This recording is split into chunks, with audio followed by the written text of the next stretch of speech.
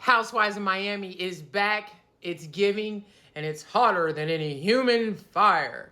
That's a Clockwork Orange reference. All right, let's get into it. Welcome to the Asia Esterak Hour, where film meets conspiracy and pop culture gets a reality check. From sharp recaps to sci-fi theories and media deep dives, Asia Esterak serves it unfiltered. Let the binge begin. All right, welcome back to the Asia Esterak Hour. I'm Asia Esterak. All right, The Real Housewives of Miami, Season 7, baby, premiered last night. I like Miami a lot. All right, let's get to it. We open with Alexia and Todd's divorce. Okay, so according to Alexia, Todd had been planning to leave her for a minute. She comes home with Frankie one day, and all his stuff is gone. All his daughter's stuff is gone. She discovered that the month before he had gotten keys on another apartment and had been slowly taking shit out. Listen, Todd left her like he was an abused woman. This shit's crazy. And I feel like there's so much more to this story that we don't know. Because my thing is, she said there was no warning. She said the night before he left, they went out to this great dinner. She said they had great sex. He told her how wonderful she was. Next morning, she realized he was, hindsight is 2020. She said, looking back the next morning, she was supposed to meet up with her son, Peter. I'll get to his ass in a minute. And he kept rushing her to leave the house. She's like, I realized he had planned everything. She says she doesn't understand why he left. There was no warning sign. There was nothing. So when I first heard about everything with her and Todd, the first thing I thought was he left because of her son, Peter. It was obvious from jump that he wasn't feeling Peter. I mean, Peter sucks, His track record's not good. You admired your drug addict daddy. You beat up a homeless man. You kicked somebody's car. Allegedly beat up your ex-girlfriend. The reality is, Alexia, you're a bit of an enabler with your son. Like, that's apparent. Actually, I don't even know if it's definitely enabling, and I feel like you're not big on discipline because your son is still a hot ass mess now in his 30s. I love me some Frankie though. Before the accident and after the accident, I love Frankie. I feel bad for him because she was crying like that affected him the most, and her whole thing was like, he did this to me. He did this in front of my son. So that was Alexia. All right, so Alexia meets up with Marisol because the ladies all gather around Alexia while this is going on, and then it cuts to 5 months later. So Alexia is meeting Marisol for lunch. They meet, and Lisa's goofy ass. I'm gonna get Lisa. Ooh, Lisa girl, Lisa. We gonna get to your ass. Lisa's meeting them there, but Marisol's like, well, let's talk about our real business before she gets here. Marisol calls out Alexia's ass because Alexia is still seeing Todd. I saw Alexia and Todd in the blogs a few months ago. She was out there gallivanting in the ocean with his ass. Baby, they were frolicking, okay? Anyway, Marisol calls her out, and Alexia is like, yeah, it's hard to get rid of Todd. I still love him, blah, blah, blah. But then you was crying about him doing this shit in front of your son and all the stuff that he did to you. I get it. It's hard. When you're in love with somebody, it's hard to use logic. I mean, science proved a crazy brain and a brain of somebody on love are about the same. So, yeah, and if the way she cried about him, you would be crazy to go back to that. But I want to hear Todd's side. But anyway, Marisol in the confessional is like, this is not good. This is bad. So anyway, Lisa shows up, and Lisa's doing her thing. Before she they call out the fact that, actually, scratch that. Before Lisa shows up, Marisol points out the fact that Lenny, Lisa's ex-husband, he was engaged to that little model chick. Well, the engagement is off. Marisol's like, I'm worried that Lisa will go back to him. She has a good thing with Jody. Alexia's like, I don't think she would go back to him. Jody's been there for her, blah, blah, blah. So Lisa shows up. They bring that up first. And Lisa's like, well, he did call about getting back. And they're like, oh my God. And they were like, you better not, and she's like, well, I have kids to think about. And they're like, oh, no, don't do it. And then she's like, I'm just kidding. Really funny. So Lisa's doing her thing. Lisa is now living with Jody in a 6-bedroom, 6,000 square foot apartment house, whatever. What is it? Jody said the balcony is also 6,000 square foot and they pay, what is it, $32,000 a month in rent? That's a waste of money in my opinion, but okay. My thing is, Lisa, where is all this? Is all this money your ex-husband's money? Because we know you was a bartender or waitress when you met Lenny. I don't know, Lisa, I'm going to drag you this season. I can feel it. I can feel it in my spirit because you be doing too much. But anyway, so back to them at the lunch. Lisa brings up Larsa. So they talk about that. Lisa doesn't bring it up. I think Alexia and Marisol do. Lisa mentions Larsa.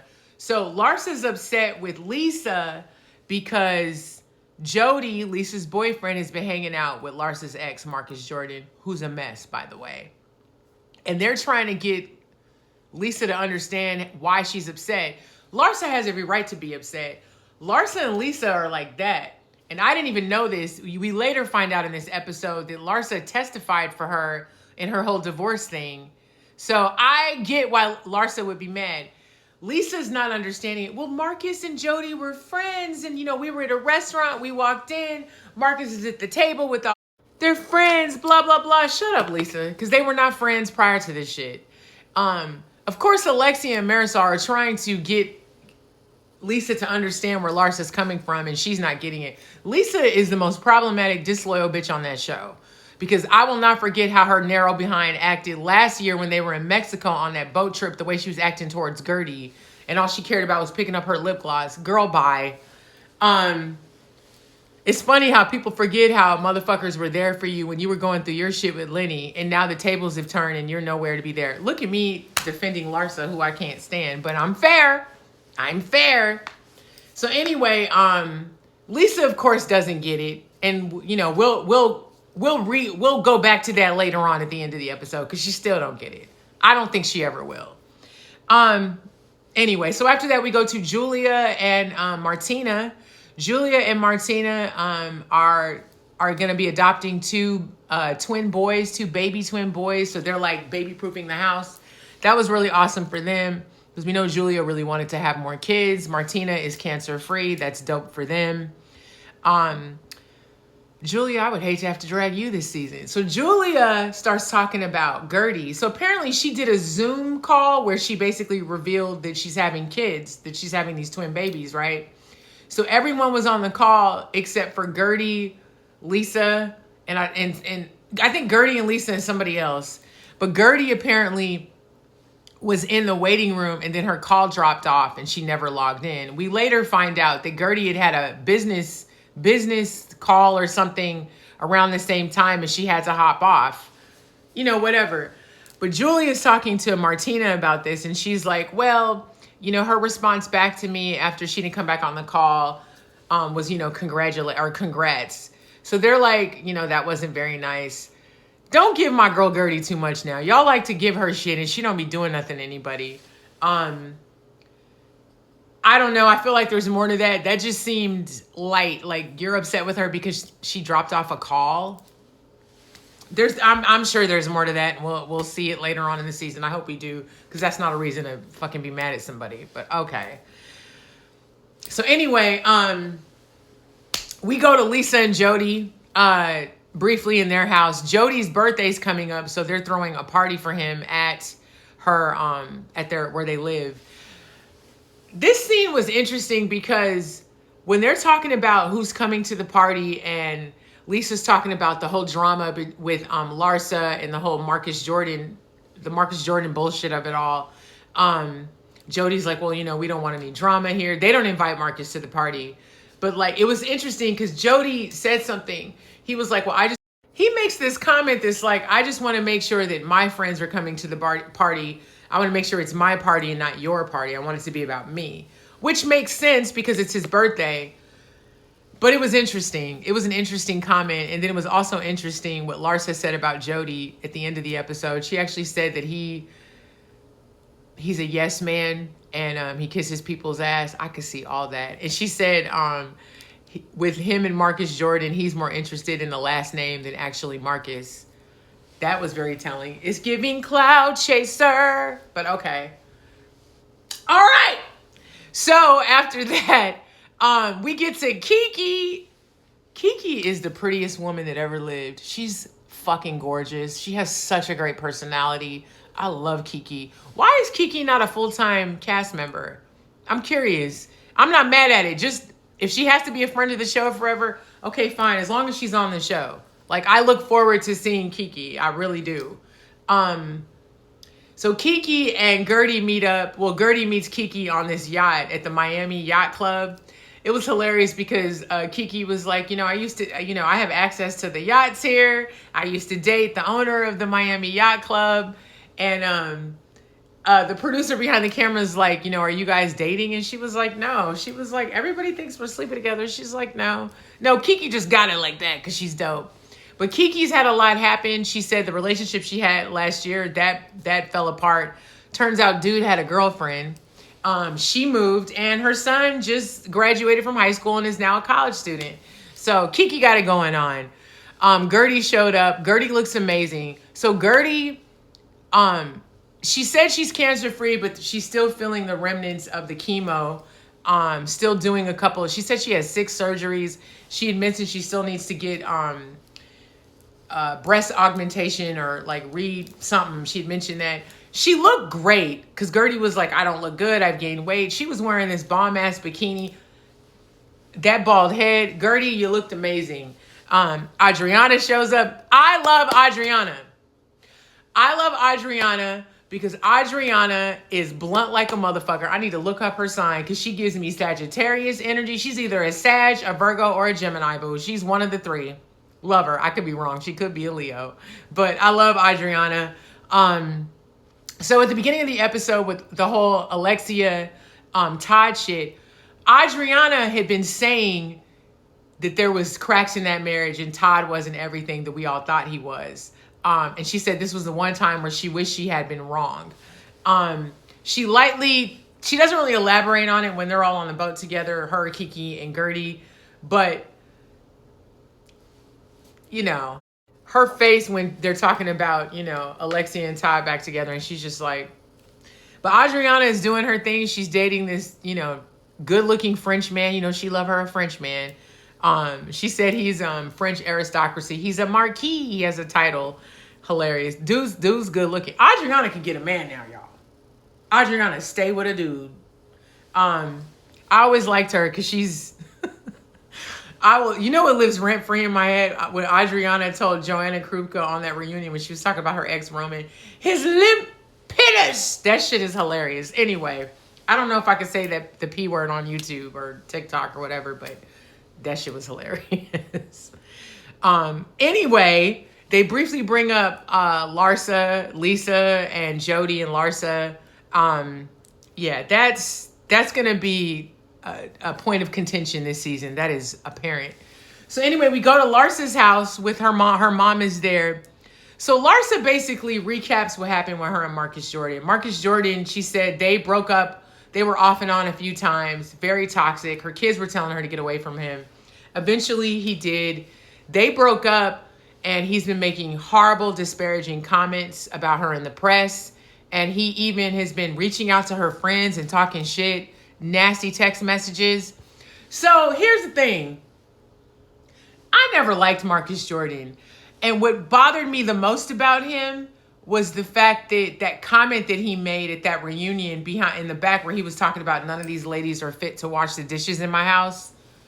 You're not fit to wash the dishes in your house. What do you do besides live off your dad and that last name? You over here doing the cocaine in public at a restaurant in front of the free world. Baby, there's something wrong with you. You ain't fit to do shit. So what are you talking about? I knew then he was a weirdo. And then when they were on Traders together, I was like, When they did the podcast together, I was like, It's obvious when Larsa's in love with somebody, she jumps all in. Love that for her. Hate that for her when it goes south. And Marcus Jordan has proven to be a fucking weirdo. Like, he's not wrapped too tight. The text messages he was sending her was crazy, talking about destroying you, and I don't care how it impacts your family. He's a weirdo. All that being said, all of that, I understand why she's mad at Lisa. Like, why is your man taking pictures with him? And like, why are you talking to him? You know? And then later on, when we find out at the end that Marcus reached out to Larsa to tell her what him, Jody, and Lisa were talking about. Marcus is creepy and petty. He's a weirdo. Michael Jordan, you get your son. Get your son. Okay, so we get to this party, Jody's party. Everybody shows up. Everybody looked fabulous. Larsa gets there late. And they're telling Lisa, you know, because Larsa gets in, you know, you should talk to her. And Lisa's like, yeah, it's my party. I'll go say hi. So she gets up. She goes over to Larsa. She says hi. They hug. They don't really talk at that point, but it comes up later. Gertie gets to the party. Of course, she runs into Julia and Martina. They were acting very dry with her. She's talking to them, and they're very like... And she's asking about the kids, and they're very dry. And then she catches the hint, and she's like, okay, I didn't want, you know, I just wanted to check in, blah, blah, blah. So in her confessional, she's like, hi, Julia. Hi, Martina. She was like, very strange. It was strange. I want to know what's going on there, because why are you coming at Gertie like that? Like, why are you, what the fuck? They love to come at Gertie. They did that a few times. I don't like that. Especially the first season when this shit came back. Gertie is non-problematic. She's done nothing to no one. So, I don't know. And Julia, you're not as innocent as you try to fucking act. So, girl, stop. Anyway, so they ignore her. Later on, all the ladies are sitting together before it pops off with Larsa and Lisa. And Gertie's sitting next to Martina. And she's like, I feel this distance from the ladies and I don't know what's going on. Martina's like, well, I don't know either. And kind of dismisses her and ignores her. Very strange. And I was a little surprised because Martina doesn't seem petty like that. So I don't know. I want to know what the tea is. It's got to be more than her dropping off the Zoom call. Like, that's fucking ridiculous. Okay. So anyway, Larsa and Lisa, that's a lot to say, start getting into it. Larsa's like, calls her out about the whole Jody thing. Lisa's like, we're in my house. Lisa's right. You are in the house. They're at a party. But Lisa's not seeing Larsa's side at all. She's just not seeing it. And Larsa's getting more and more angry. And when you learn that Larsa and Lisa are really tight and the stuff that Larsa did for Lisa off screen, I completely understand where Larsa's coming from. Lisa starts telling her, well, you guys would break up and get back together. I mean, me and Jody left a party for your fake breakup. Larsa, pissed off, calls her a bitch. What's her face? Kicks her out. They continue to argue, and the ladies are like, don't kick her out. Da, da, da. She comes back. They try to remend. It blows up again. Lisa's like, just get out. You need to leave. You need to leave. And Larsa's like, you're drunk, whatever. So she's talking shit, leaving. That's how the episode ends. So yeah, that's pretty much how that shit ended. This season is going to be great. The preview for this coming season is great. Dr. Nicole's coming back. We have a new lady. I'm excited for it. I love Miami. They always go to some of the best places. Their houses are beautiful. It's always a lot. It's always a lot for your senses to take in on this show. So I'm excited for it. Anyway, Real Housewives of Miami season 7, episode 1 kicked ass. It's Thursday, y'all. It's hot as hell here in Maryland, humid. Drink some water, get up on those electrolytes, and be nice to each other.